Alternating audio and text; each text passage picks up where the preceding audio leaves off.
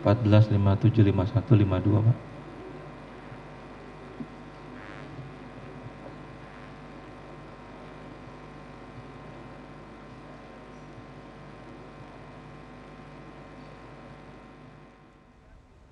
Dan pemirsa, untuk membahas lebih lengkap terkait dengan jalannya persidangan hari ini dari keterangan ahli, kita sudah terhubung bersama dengan pengamat hukum pidana, ada Kang Asep Iwan Iryawan. Selamat siang, Kang Asep.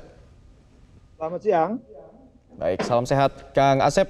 Kalau kita lihat dari persidangan hari ini, ditampilkan CCTV di rumah Saguling kepada di persidangan lanjutan hari ini dari ahli.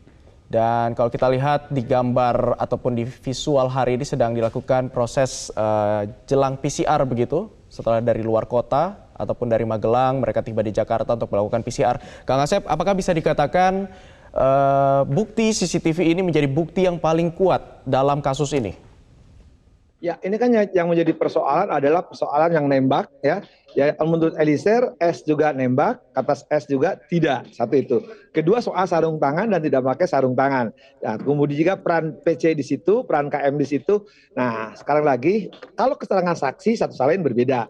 Nah, apakah ini akan menguatkan? Sekali lagi, ini bagian dari alat pembuktian yang diatur dalam Undang-Undang ITE pasal 5. Ya, dokumentasi elektronik, informasi elektronik merupakan sekali lagi alat bukti perluasan dari alat bukti yang diatur di KUHP pasal 184. Nah, tapi menurut saya terlepas ada itu atau tidak ada itu, fakta-fakta menunjukkan bahwa telah ada orang yang dibunuh, yaitu melalui penembakan. Cuman persoalannya apakah Sambo menembak atau tidak? Apakah Sambo pakai sarung tangan atau tidak? Di situ aja. Tinggal hakim meyakinkan kesesuaian. Kalau pernyataan sarung tangan ini kan dari Eliezer maupun dari Romer ya, nah itu tak ketahuan dua itu. Nah kalau Sambo mengatakan tidak, ya terserah hakimnya menilai yang kemana itu. Baik, kalau nantinya terbukti atau tidak akan seperti apa status dari Eliezer sebagai justice kolaborator? Ya kalau status Eliezer sudah jelas dia sebagai JC ya, sekali lagi LPSK meminta keringanan ya, itu aturannya jelas di undang-undang LPSK maupun konvensi internasional. Kalau saya dengan berbedanya kan selalu itu bukan minta keringanan, harus dibebaskan malah. Tapi sekali lagi terlepas ada atau tidak ada, Eliezer mengakui dia menembak. Cuman menembak itu ada alasan pemaaf ya, yaitu di pasal 51. Tapi bagi Sambo dan beberapa terdakwa lainnya ya perannya udah jelas, udah disebutkan oleh para saksi ya. Jadi misalkan Sambo ya bagaimana dia sebagai aktor intelektual. Ya terlepas dia nembak atau tidak, tapi dia udah mengakui bahkan minta maaf di perkara yang OOJ yang 6 yang polisi itu kan. Baik, berarti Kang Asep bisa dikatakan walaupun ada atau tidak pun terbukti dalam CCTV ini Sambo pakai sarung tangan atau tidak, ini tidak menjadi hal yang besar begitu Kang Asep?